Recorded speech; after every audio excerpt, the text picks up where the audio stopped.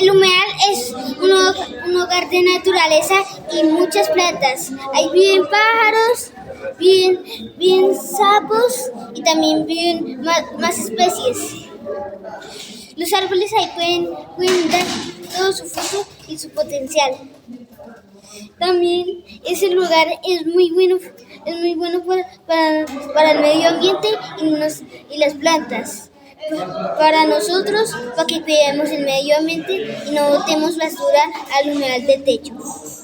Porque el agua es importante. Para mí el agua es muy importante ya que es el suplemento vital del oxígeno. ¿Cómo así? ¿Qué necesitan los árboles para crecer? Tres cosas muy importantes: el sol, el agua y nutrientes que da la tierra.